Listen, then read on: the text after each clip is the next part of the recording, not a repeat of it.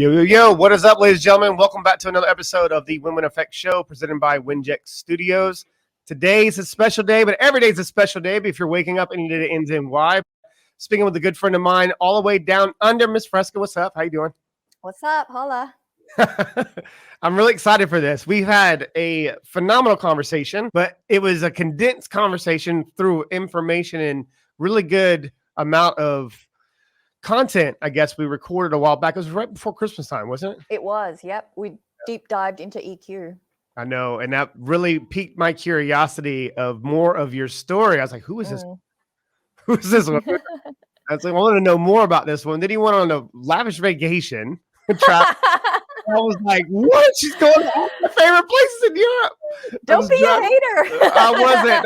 I know. I was so envious. I was like, oh my God, I want that pasta. It was killing me. It was killing me. That was killing me. But welcome to the show. How's things down under? Thank you.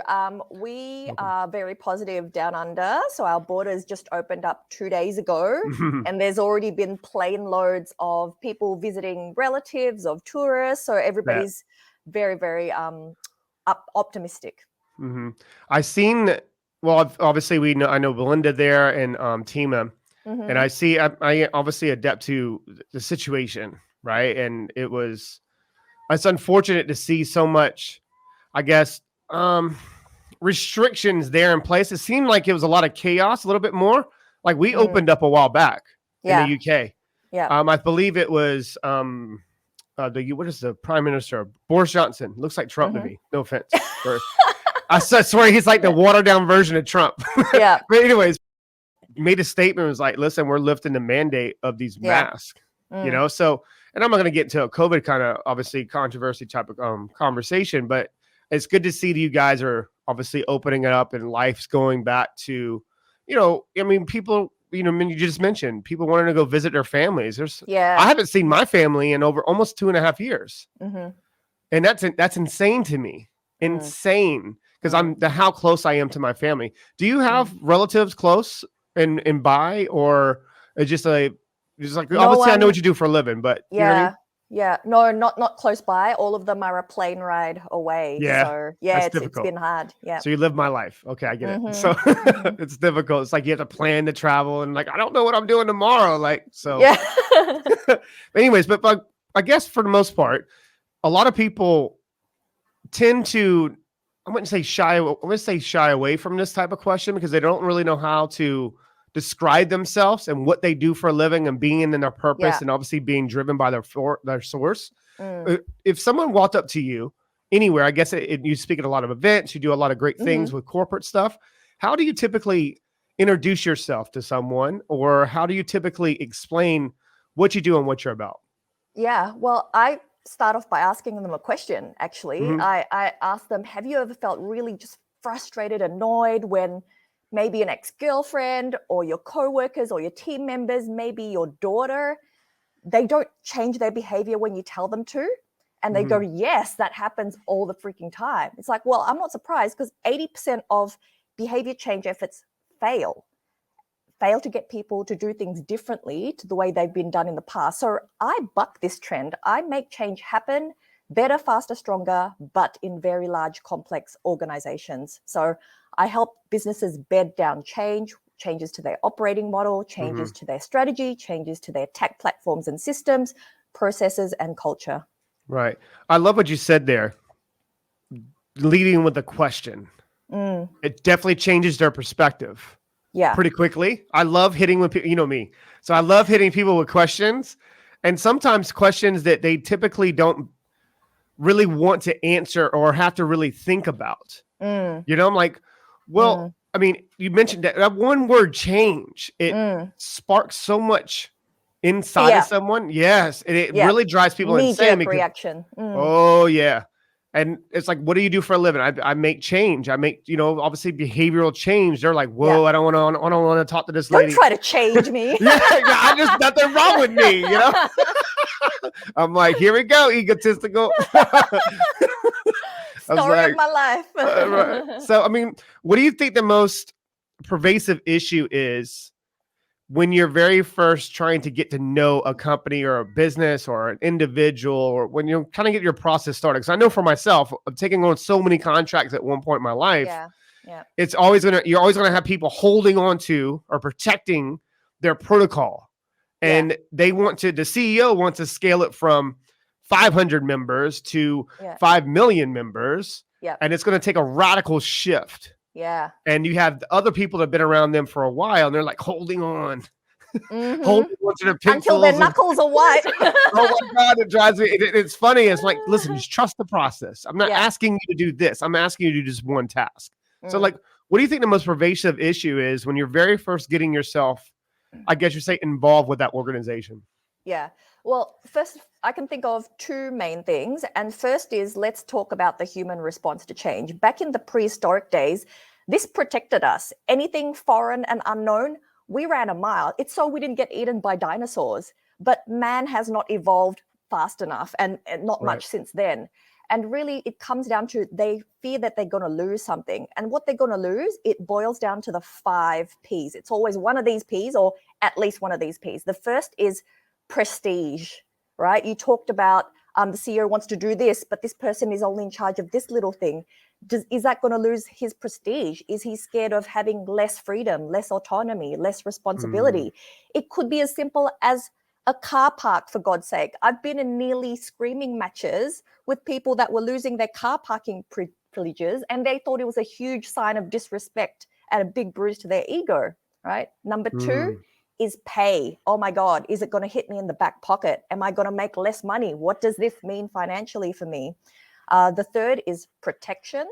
So if they are an underperformer, but are a protected species, so someone higher up maybe has been protecting them, and this change means that person is now disappearing, they could lose that protection.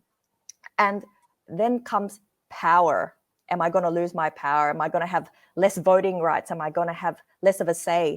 And last but not least, especially when a restructure or a merger or anything like that is announced, position. Am I going to lose my job? And am I going to be automated out of a job? So it's down to those 5 Ps why people fear change. And it's up to me to uncover which of those Ps could they be scared of. And remember, people won't straight out and tell you, oh yeah, I'm scared I'm going to lose my job. So it requires a lot of digging around, a lot of asking open-ended questions, a lot of observational studies as well to get the right answer. Wow. That was loaded. But I love what you said. I mean, just to go back to the first part, you said people like literally screaming matches of losing a parking spot. I can't get out of my head. Like that's something similar happened. It was crazy, you know. Like you do see it in movies as well. Like you see people in movies like parking in their spot on purpose just to kind of irritate them a little bit. Yeah. That's a big thing for people. It is a big thing, and especially in the corporate world. I mean, I know for sure because I used to work for corporate America, and me going to places and having to park way out there in the boonies, BFE. And I have to walk all the way up. And then I'm like, one day I'm going to have this parking spot. That's a big thing for people. Oh yeah. It's a lot of steps down the totem pole. If you lose your parking privileges. Yeah. Right. And it kind of goes back to with something I was speaking on at an event with a couple dear friends. It's nothing worse but getting to a certain spot in your life, in your career, and then losing it. Yeah. And then feeling like it's like you have to go back. But there's a different perspective there.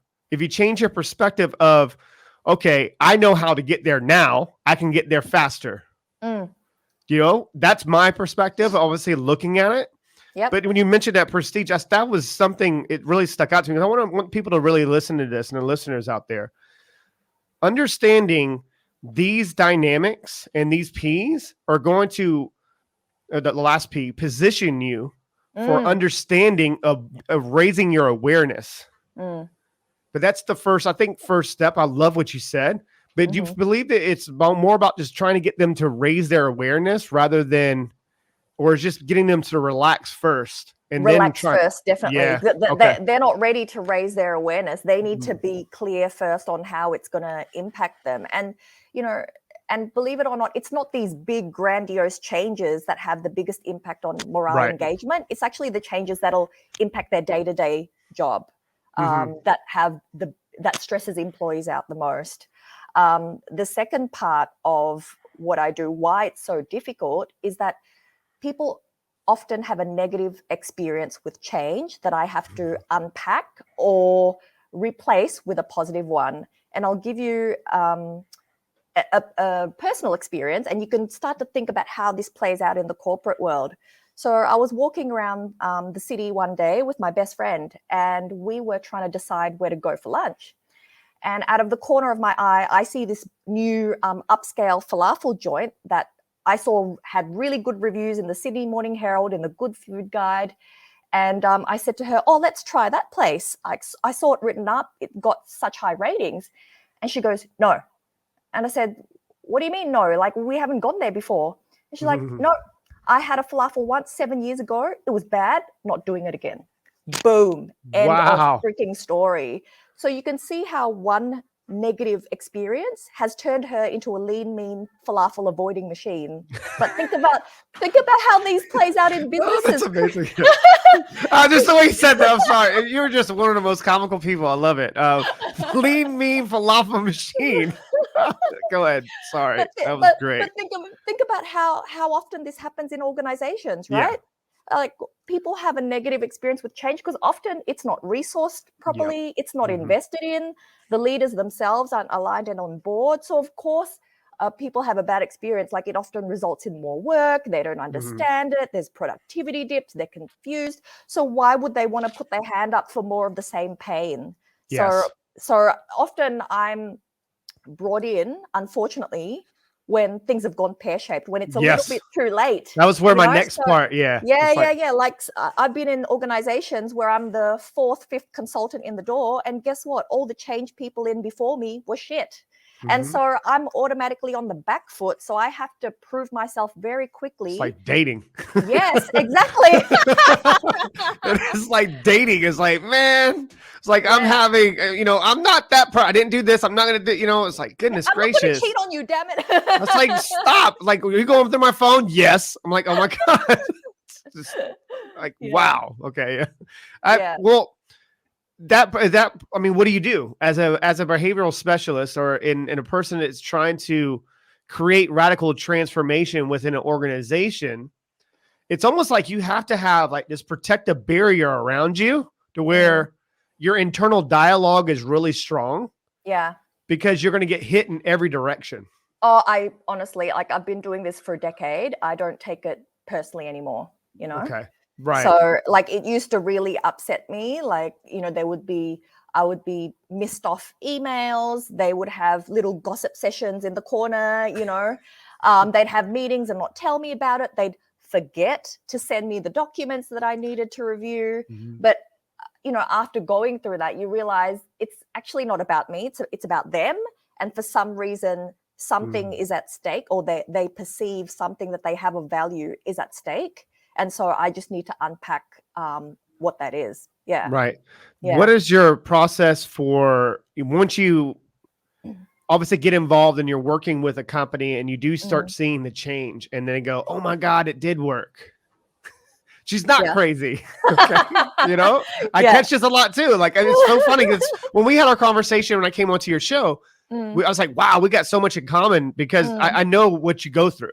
I know exactly what you go through. It's almost like I could tell you and predict your future of certain contracts. You know what I mean? You've been doing it for 10 years, a decade, you said. Yeah, but that's right. When you're getting people to see that change and you're starting to see obviously in the right direction and they start resisting less and they go, maybe it's not crazy. I used to tell people a lot. I'm like, listen, you don't need to tell me I'm right. You don't need to tell me anything. All I want you to do is just send me a wink face text. Okay. That's it when it does work. And they go, oh, he's not crazy. So is a similar type of situation for you? I make it very easy for people to provide feedback, and I never say I told you so. And when something works, the trick that triggers people. I like to pilot on a small group and then execute with brutal efficiency because I know it's going to work. I put everything into that and I use that as a test case to then roll it out across other divisions, other countries, other areas, because no one wants to go freaking first, right? No one wants to look stupid. So I make sure that the first one is 99.99% going to be a success. Then I promote the heck out of it, and that helps get other people on board. Right. Never underestimate the power of an immersive, complete experience. So I'll give you an example of what I mean by this. A change project that I was on many years ago. We talked about the boonies. It was actually a multifaceted project because it was a big government client in the city. Their building was being demolished and they were moving to a custom-built smart building from a convenient city location to the burbs, right? And back then there wasn't a lot of infrastructure, there wasn't a lot of public transport routes left. And so not only was it a new physical location, new security, new software, upgrades, new policies, a shift to open plan workspaces, new CEO, new branding. Basically, everything was changing, right? Everything in the kitchen sink. And the culture was very government, you know what I mean? Very public sector, right? Most people had been there for decades and they were very much firmly entrenched in their comfort zone. Now, the biggest bugbear of this change was the location. It really rubbed people up the wrong way. Resistance was strengthening by the day. And there was a lot of gossip carrying on. They were saying things like, it's complicated to take public transport, right? Trains are unsafe and dirty. It'll take me 3 times longer to get to work. Like, some of these complaints were valid, but most of them, I'd say, were BS. And I wanted to hit 10 pins with button ball. So what did I do? Remember that game? Remember that game? That's what it was like. One of my favorites. Yeah. But I was listening, so I had my mic was unplugged for a second. I couldn't hear. No, that's okay. It was staticky here in the background, but I was listening to everything you were saying. It's so profound because it's so true. It's like, what do I do? Like at this moment, because you almost get to a point where there's so much to do. You have to have you talk about that brutal efficiency, right? Is that you have to have such a understanding that you're able to take on and be, I guess, cooperative with people, but then again, also very stern. There's a fine line between supporting and spoon feeding, right? You got to stop the spoon feeding. Walk me through that. Yeah.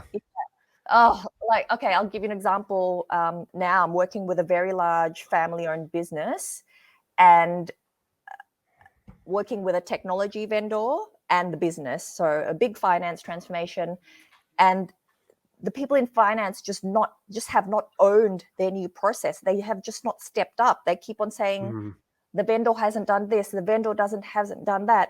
And I've given them so much information, right? Playbacks, recorded videos, training materials, blah, blah, blah, but they're still not owning that and presenting the change back to their business, because nothing's more powerful than the business itself talking about it with their peers. You don't want the vendor doing it. You don't want me doing it. It's more meaningful if your own people are there talking about the change, making it real, saying this is the way that we're going to do business now.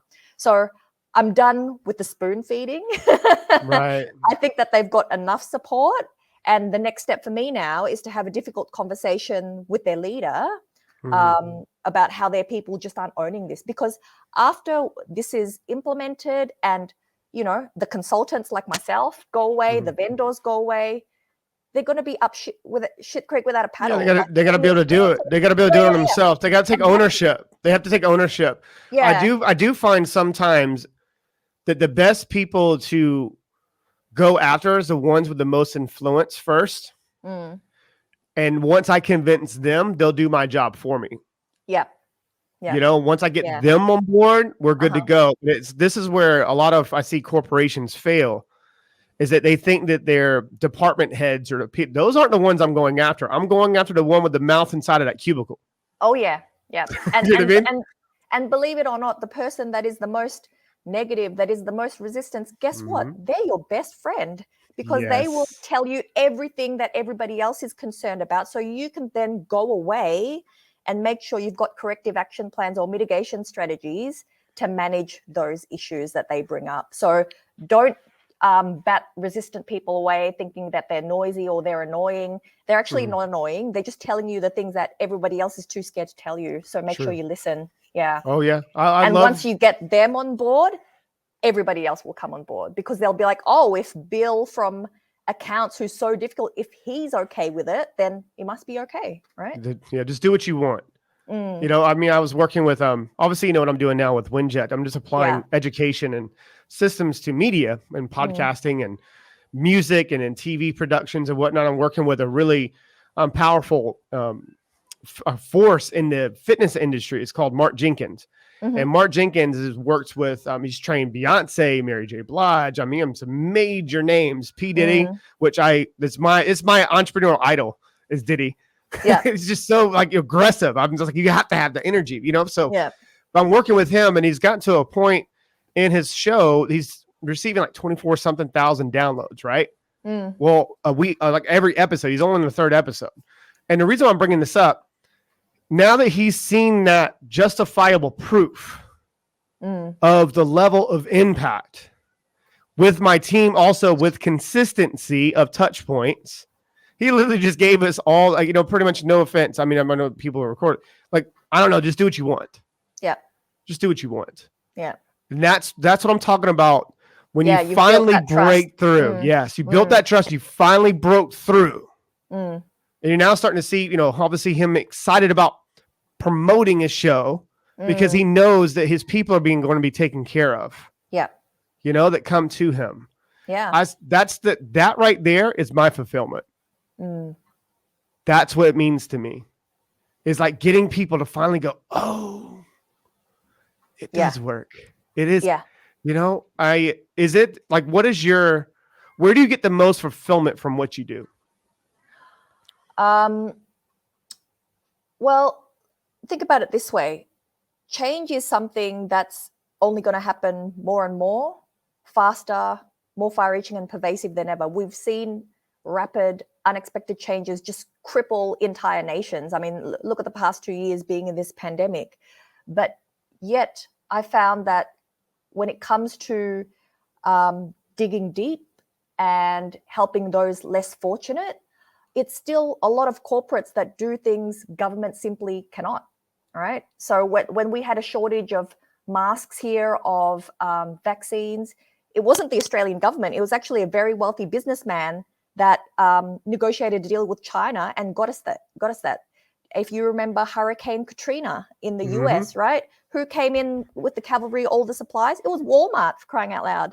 And so if organizations can manage change effectively, it is literally billions and billions of dollars to the bottom line. And I'm seeing more and more of those dollars get funneled into corporate social responsibility initiatives, right? People are very passionate about the UN SDG goals now. So I see this as doing my part to help organizations funnel those cost savings and benefits into changes that will really make an impact into not just businesses, but the entire community. We're so similar.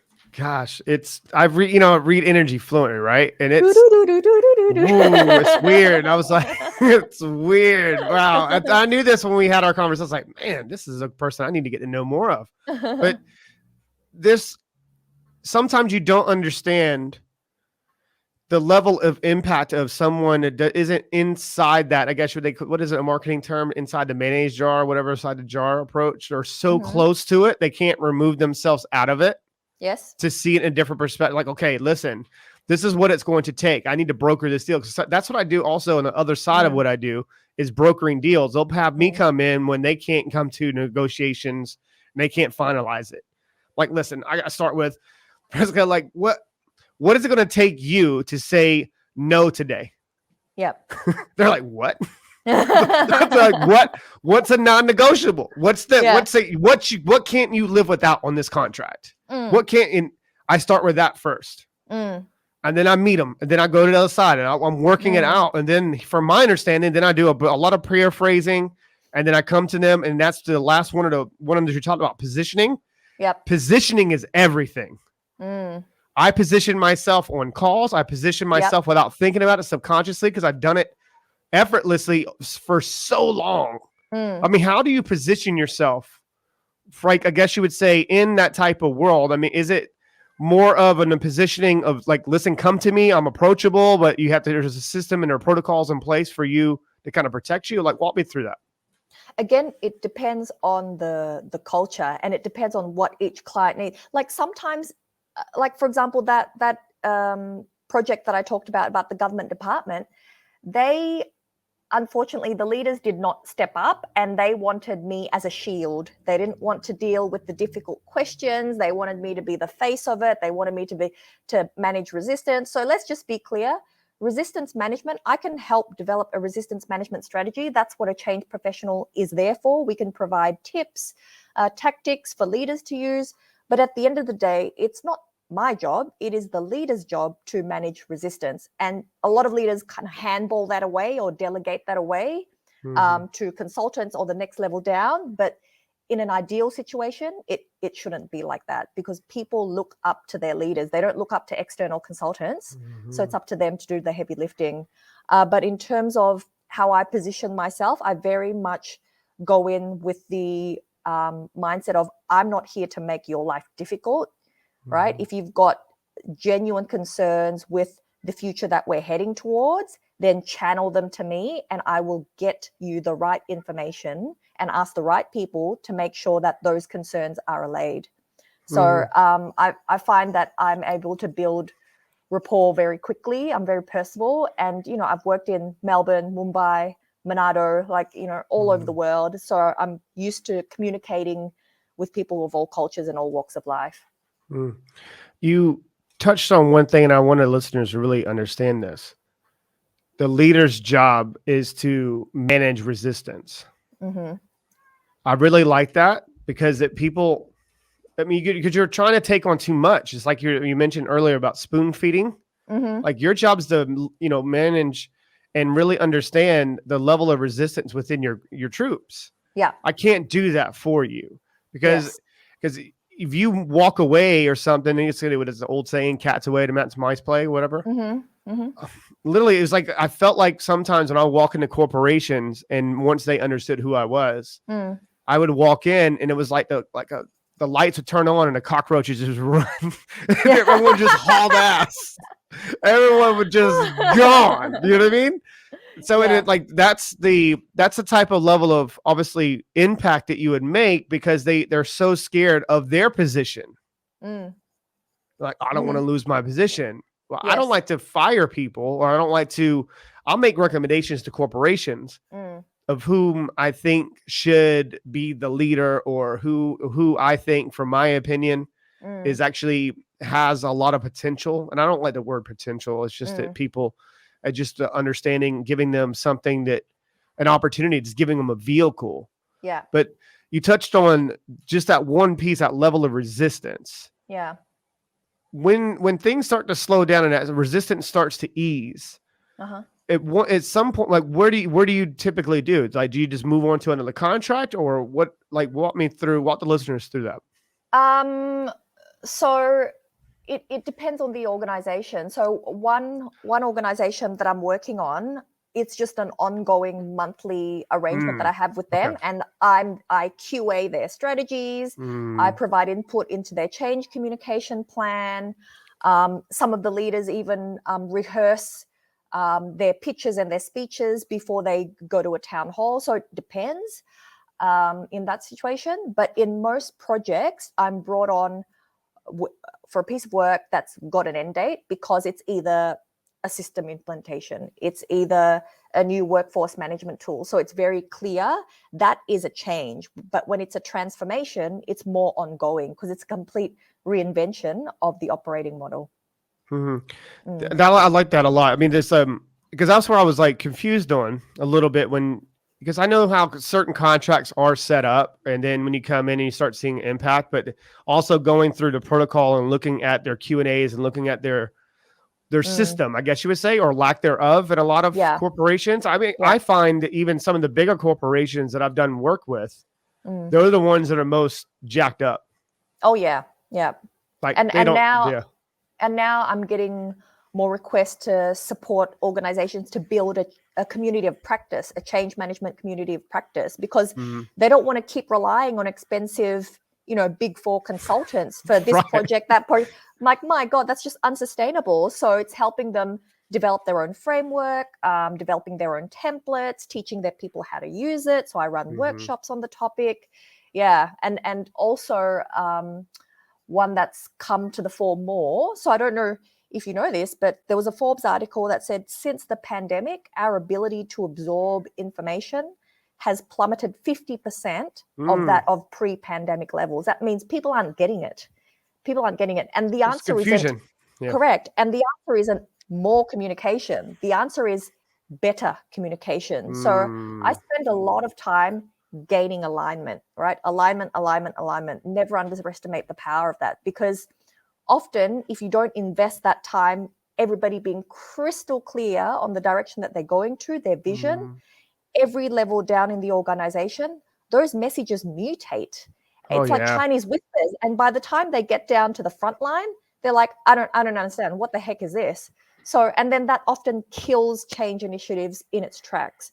So it's like working down the spine, right? You have to start, any transformation needs to start, be supported, endorsed, and needs to be discussed at the top. And then you keep on rigorously working your way down. That's a complete transformation, not just a change. Oh man, wow, that's so powerful. And I hope the listeners grasp that concept of that. And 50%, I didn't know it plummeted to that much. I mean, obviously I could see it just by understanding the way the market and the way the business world works. But with individuals, people just, they don't know what the hell's going on. They're confused. No, yeah. Like, I don't know, like it changes in different, like even in America, it's the United States. So, but some people in the States, that state is the only place they've ever been. You know what I mean? So yeah, they don't want to leave the state. It's like it leaves their comfort zones. It's like they leave their shell or something. And because there's certain states that would have different types of obviously mandates or different types of things going on. And still with even some laws, like, in one law you can carry a gun, and one law you can't do this. And it's like that much confusion within, a country is horrible. Then you have, leaders screaming on top of the thing, they're going to build walls and do all kind of crazy stuff. And then you have, then you look at a different part of the world, and then the world shuts down. Bam. Yeah. Everyone's like, oh my gosh.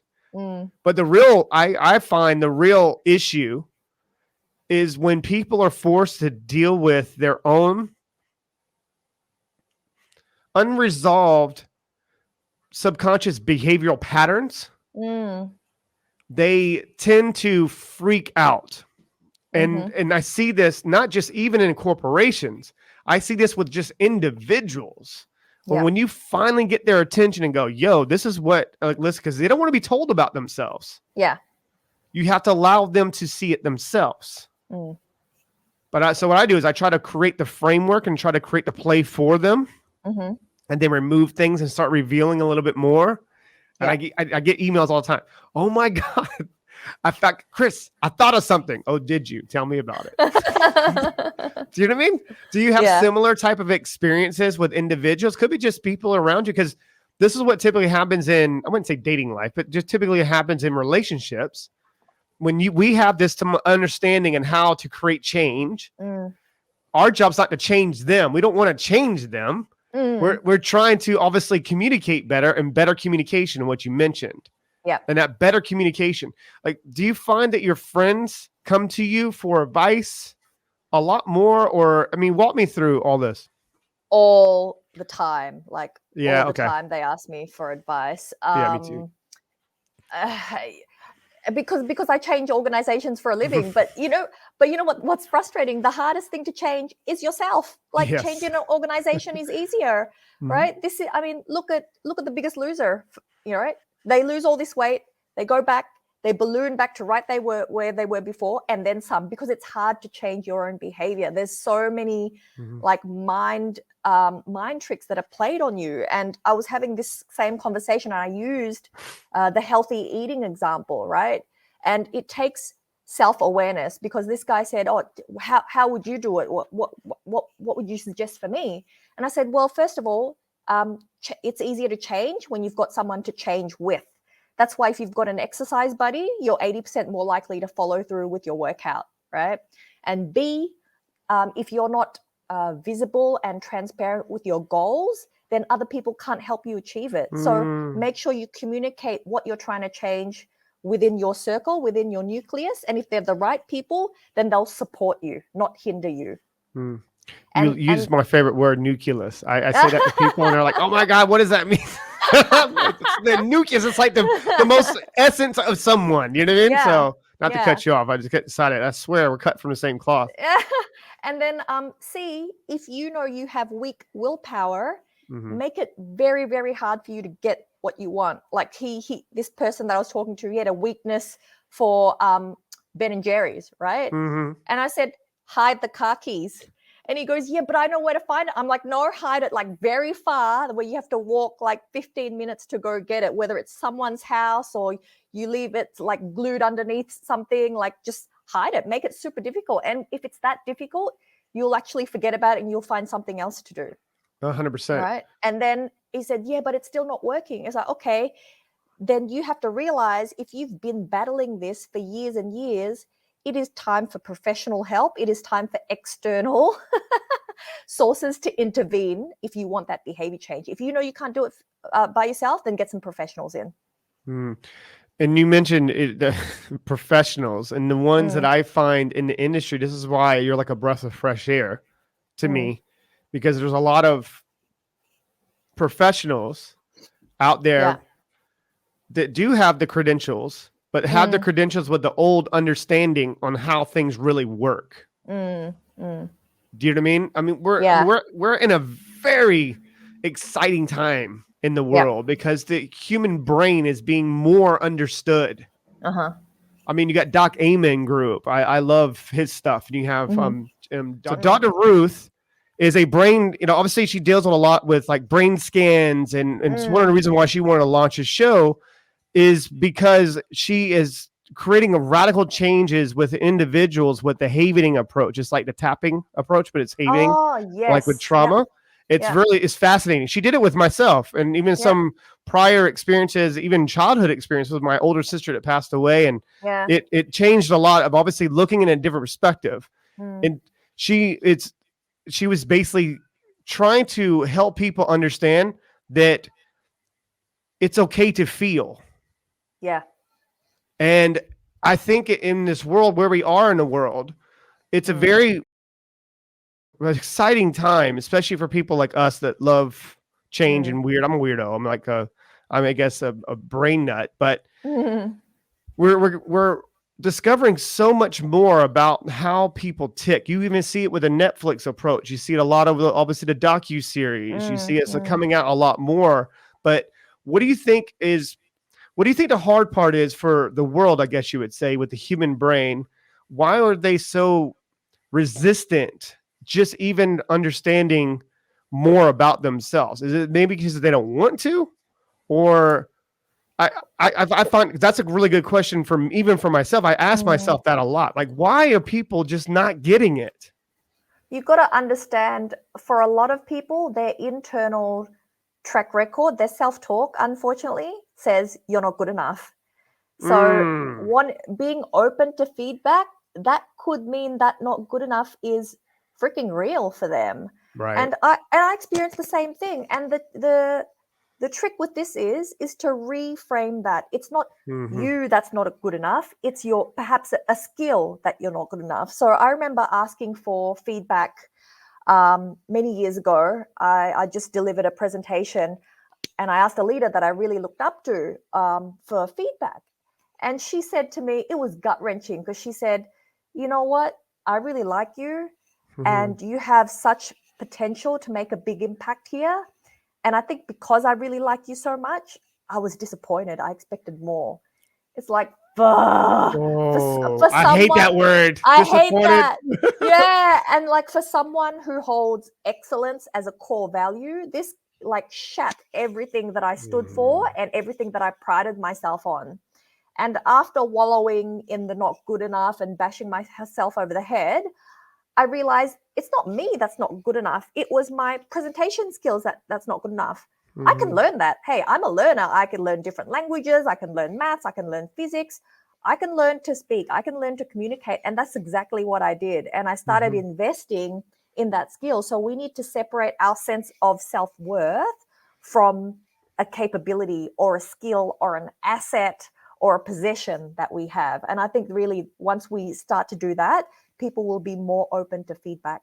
100%. I love what you said there. And that word disappointing, you know, and being disappointed in something, because that typically comes from a point of view conversation in their brain of them, I guess you would say, expecting things to go a certain way, or you know what I mean? And that based on those expectations, you can get caught up in what shoulda, coulda, woulda, and that's the worst place to ever be. What could have happened? I mean, the music industry, $1 trillion industry, has made a killing off of that with even people in relationships. You know what I mean? Because like it should have been this, it should have been that. And you're you know what I mean? And you're hold on to that. I mean, that's powerful. And you talk about it's a presentation type of issue. I need to work better on this. I love that you went internal and not went to the blame. This because of this. It's because of this. And then now we're in a shouting type of confrontation. You know, and you see a lot. You're speaking a lot more. And you're obviously doing that. Heaps. Oh my God. Like, you know, when COVID hit, the borders shut, I thought, you know what? It's prime time. Everybody's eyeballs are glued on LinkedIn, glued on YouTube, glued on events. And I've spoken at events all around the world, like Indonesia, Singapore, Malaysia, the US, Australia, New Zealand. And, you know, I've spoken for organizations such as Microsoft, such as Salesforce, and conferences such as Women in Tech, Wonder Women, and Female Influencers in Tech, Future of Mining. And it's because I invested in myself first, and then I threw myself into opportunities where I had to practice those skills, right? It's the same concept as when we are learning to change something. Remember when we first learned to ride a bike? You can't learn how to ride a bike by reading a book on how to do it. You have to like freaking do it. You have to get on. Right. Do they even have books? Do they have books on it? I couldn't read in the first place, but I knew how to ride a damn bike. Yeah. Yeah. Like you actually have to do the doing to get better at the capability. So that's what I did. And it's paid dividends for me. And now it's now a permanent offering that I have. Like I never used to get paid to speak, but now I do for organizations all around the world. Isn't it crazy when you sit back and you're like, they're going to pay me this? You're going to pay me this to come speak about things that I talk about every day if I would talk to myself about? You know what I mean? But they're paying for the impact, because people message 100%. me like 5 years later and say, oh, I remember when you spoke at this event. I get it too. I still have those notes that I wrote from the keynote that you gave. And I was like, wow. Yeah. I think I tagged you into something. I did I'm starting to do weekly Q&As, like questions. I have a texting community. It's like 843-396-2104. That's the US and Canada. So actually a real strategic partner of WINJECT Studios, community texting app thing, whatever. Oh, okay. Yes. So they text in questions all week. And I'll pick out like 10 questions and I'll answer them just not by just doing a live. It's more by text form, because it's how people want to consume. I guess the questions that sometimes, because we can get long-winded speaking, right? And just go off in left field. But I think I tagged you into something, because it was like years ago. It's funny because I was talking about some things and work I was doing in a different country. And I was like, I've never been to Australia before. And they were like, I think I tagged you in it. It's like, if they allow me in. Oh, that's right. You remember? Yeah, that was a question I got. That was a question that came in it was probably 7 years ago when they saw me. Yeah. And still remember, still remember the level of impact on how you don't realize sometimes, and it just goes to anyone out there. You don't realize the amount of impact that you can make in other individuals that you'll never know that you potentially could have saved their life. 100%. Maybe by just watching you going viral on LinkedIn, which is congratulations on all your stuff and your achievements on there. I mean, it's crazy. I think you tagged me in that one clip from one of our things and it went nuts. I was like, what the heck's going on here? Because I don't ever work on LinkedIn anymore. However, but I'm starting to obviously work on it a lot more since I'm leaving all these contracts. I've been so immersed in what I was doing, but just that level of impact in the way that you can touch someone by just the words that you use. Yeah. And they go, oh, that makes more sense. Do you kind of gauge the crowd when you speak? I know that what I like to try to do is I achieve one side first. Yep. Before moving on to the other ones, and then I let them all come together. I do. I make eye contact with the key people throughout the room. Yeah. Mm-hmm. Yeah. Yeah. I can gauge. Do you believe that you having the understanding about what you do, but is it more about subconsciously? Do you know, you just read it? I read the room, you mean? What do you mean? Like reading the room. No, actually, I'm so focused in the message that I'm trying to deliver. Mm-hmm. I don't spend time. Obviously, if I can see when I'm having an impact because they don't even blink, like they're just glued to me. Yeah. You know, and I walk this way and they follow me this way. I walk that way and they follow me that way. So yeah, but when it comes to corporate, going into a meeting, oh hell yeah, I read the room. I read body language. You know, I do my research first on who's going to be sitting where, what are their roles, what could be at stake for them. Yeah, but when it's speaking, it's different because I'm just speaking from the heart. I'm dialed it's in, just natural. Yeah. Dialed in. Yeah, because it's different for other people. Obviously, I mentioned before, wrote speeches for people and obviously working with some of these guys and gals and building their infrastructure of their corporation. Yeah. And it makes that's how it all started for me. Was that I had to create that much change. It was because these people that go speak at events, they don't have anywhere to drive them to. They're like, well, how do I learn more about you? How do I learn more? How do I get your whatever you're trying to sell? I'm like, I'm not trying to sell you anything. That's the most beautiful part. Right? Like, I'm just trying to obviously help you build a community. That's what I'm doing for podcasters and people within the community. Like, I present shows, but I empower you with a community and an infrastructure education. Yeah. So you have somewhere to go to. But when I'm dialed in speaking, I don't even see anything. Like I feel like I'm talking to my younger self. Yeah. Or I'm talking to a past experience and polarizing through. Like I'm polarizing through in like the whole room. So I don't even realize it sometimes because when I go to walk off, and I'm going to lead to this question. When I go to walk off from the event, I feel like it's a weird feeling. Like I don't know what to do with my like obviously self. It's like coming back down. Yeah. Do you find that as well? Yeah, it's like an out of body experience. It is. Yeah. Right. Especially when it's one of the inspirational keynotes that I give. If it's one of my digital transformation keynotes that I give, then usually people come to me with a lot of questions about their individual situation. That's my favorite spot in like a panel. That's my favorite to hit me with questions just randomly. Because I never know what the hell I really want to talk about until I get up there anyway. Yeah. I might have some framework in delivering a message, but from those bullet points in my mind, I'm going to make sure that I hit on these, but I'm also going to do a lot of loop backs. I know that subconsciously, I watched a lot of comedy growing up, and this is how I learned to speak at events and even presentations or even doing pitches, I guess you would call it, not even pitches. I would do a lot of loop backs. And the reason why I'm doing loop backs is I want to see how much you're now open to this possibility. Right. Okay. So I'm dropping. I'm for them to follow. Yeah. Can't get you to be hungry, right, and eat something without understanding it's going to taste good. You know what I mean? They're like, okay, this makes more sense. I mean, is it with you doing and I'm speaking at a lot of these events now, and obviously what you're doing? Congratulations on everything. If there's anything I can do for you, just please let me know. At the, different connections or whatnot. Obviously, your show, that's another thing. But we can go into this. What are you most excited about now, like coming up for yourself? Like, what are some things that you would like to share with the audience that you're excited about that maybe they should be a little bit more of an aware of? Oh, okay, cool. So, for many years, I was a consumer. I'd go to a lot of events, listen to, go to panels, go to conferences, etc. And I always came away with a lot of value. So now I'm giving back. So I'm actually speaking for free at General Assembly's How We Got Where We Are series, which is all about empowering women in business. Right. And my session is called Influencing Without Authority, because that is exactly what a change manager does. I'm also speaking at Future of Mining next month in Sydney. And I'm doing a one-day workshop for women in construction and engineering also in Sydney. Awesome. So yeah, if you're in town, then feel free to drop by. Right. Do you have some type of, like, so say for instance, we live in a digital world, right? With a Stone Age brain.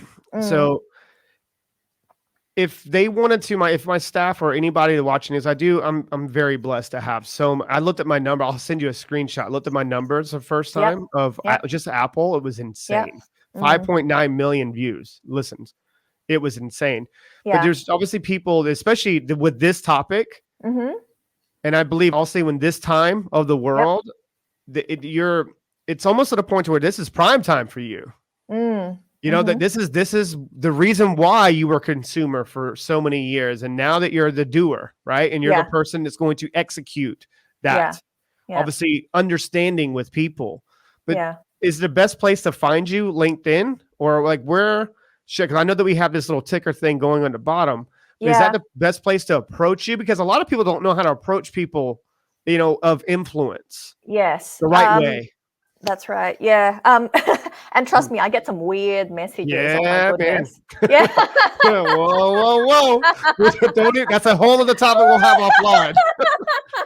I tell you what, you think it was more? Yeah, never mind. We'll leave that conversation. Yeah. Newsflash for anybody listening out there: you're on the wrong app for that. Anyway, people can reach me on LinkedIn. Otherwise, my website is freshbyfriska.com, and I do have a few digital products on there that people anywhere in the world can consume. So yeah, I did see that. I like your colors. Thanks. I really like the teal colors. I guess that's the right one. I'm like colorblind, I guess. But sometimes it's like, what is it called? You're not dyslexic when it comes to words. I'm like, oh, it's blue. Like, it's green. Like, it's what? And I'm like, I know what it is. Because I'm a big, huge nerd, right? I'm a huge nerd with numbers, like numbers and systems and all those types of things. I'm glad that you mentioned that with like some of the ways and tools that you have to still assist people and help people without you being always on a go. Yeah. That used to drive me insane. Yeah, definitely. Because there's only one of me, right? And there's only so much I can do. I mean, that was a big reason why I developed my first course, which is Mastering the Change Essentials during COVID, right? Because change was happening everywhere, thick and fast. The way we work, the way we live, the way we parent, like the way we do everything changed. But we're not born with those skills to manage and sustain change. And I created that course born out of, I saw the need. And so, that's what I did in the first round of lockdowns. That's cool. How long are the programs usually? Typically, are they, I guess, just a sequence of videos leading them to understanding? So 8 topics, 9 video modules, and don't worry, they are not boring. Like, I cannot sit through a 1-hour recording class. So they range from 3 minutes to 12 minutes long, and they're supported by handouts, self-reflection questions, and the actual documents that I use day in, day out to deliver work for clients. So it's real, tested, proven, and validated tools that work. Right. My videos that it's so funny that you said that they were very short. They need to be. You can't. There's no way. Like, I'm not even going to sit. I'll sit through an hour podcast and listen to it. Yeah. But I'm not going to watch anything more than 15 minutes. Yeah. To take notes and be attentive enough to, understand that, hey, I'm in this course. Yeah. Because your brain's, it isn't going to operate that way. This is why I was talking to my oldest niece, Bella. She's 10, and she's a trip. She called me last night, talked to her a little bit on the phone. I was like, I said, are you excited about school? Yeah, school. She's really smart, like really smart. And she's like, well, I got 2 courses, but they condense into courses and the classes, and they give them a huge break in the middle now. They're trying to test. She's like in a, what is it, honors or whatever it's called. I don't know what it's called, but they're giving people breaks. I just find it sometimes with, some contracts, and you need to have your time to executing time, and you need to have your learning time. Well, if they're not getting it, it's not your time to obviously push more of and communicate more. And that goes back to what you were saying about better communication. Yes. Yeah. And that was my main takeaway from this conversation. was better communication rather than more communication when they're not grasping the concept. Yep, 100%. Right. So I love that your videos are that short. They're shorter like that because you're communicating better to their audience and people for them to grasp, and then also the touch points of the PDFs or whatever, how you're executing, and for them to go and try it. You can't ride a bike reading a book. Yeah. So I love this. This is powerful. I'm really honored that you came on, and I'm sure that this is going to be the first of many of conversations that we'll have. And I would always have you back on as a guest, and obviously your show and stuff like this. But what would you like to leave the listeners with today that maybe could really help them? Just one tip could help them make an impact today within themselves or even their corporation. You know, we talked about being open to self-awareness, so you can improve. I'd say that self-awareness and the willingness to try something new and fail is the first step towards greatness. But when you're asking for feedback, be careful who you ask, because people are either responding via a healed scar or an open wound. And if they're an open wound, they may give you feedback that is slightly colored and not the reality. So I'll give you an example. When I was talking about my online course, all right, I was speaking to a, shall I say, acquaintance, and this gentleman was a very accomplished individual, ran, you know, multiple businesses around the world, Anyway, I was telling him about it, and he said, Friska, that's not a course. It's only like 3-minute videos. Like, people don't learn in 3-minute increments, you know? And his feedback was, you need more. They need to be longer as well. And I thought, oh, okay. And I felt really bad. I thought, oh, maybe what I'm offering isn't really of value. But then I was like, how many courses has he created? None. How many courses has he sold? None. So really pay attention to who you're asking feedback from. Make sure it's the right person, and make sure it's someone who has gone where you want to go, because otherwise they're just talking out of their butts, you know? Right. No, I liked what you said there. People sometimes aren't competent enough to give you that advice. I talk about like quantitative value, selling through quantitative value, making it so undeniable that they can't tell you no. Yeah. But then when you're asking, I'm not going to go to, I don't know, I'm not going to go to somebody and go, hey man, can you tell me a little bit more about this when you've never done it before? Yeah, I'm like, who the hell are you to tell me? Just because you're accomplished in your field, Yeah. just because you hit, I guess lightning in a bottle in your area, that's great. This is my domain. Like, if you're going to get in my lane, at least put your blinker on. Yeah. You know what I mean? Because I'm going to run you over, right? So, but I'm not going to do it on purpose. I'm just going to get you to go. Maybe I'm going to get out the way of this road, this Mack truck. So. Yeah. This is amazing. I've really enjoyed this conversation, even though we had like a short little break, obviously, with the connection issue. But this is being powerful. I look forward to broadcasting this out and getting it to the right people. And if there's anything you need from me, I'm one message away and my staff. But I really appreciate you coming on, and I look forward to many conversations in the future. Good luck with everything. And yeah, you're welcome. And traveling, going to see B this week. And I look forward to that. That's pretty cool. I can't wait to see that message. But thank you again for coming on. All right. No worries. See you, Chris. Peace out, guys. Much love.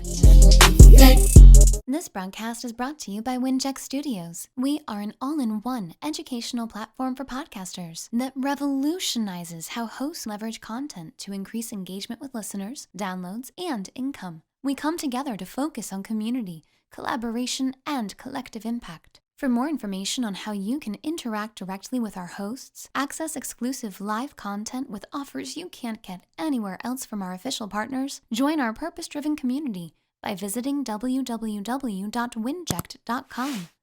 If you're ready to build a career doing what you love, then we're ready to see you there.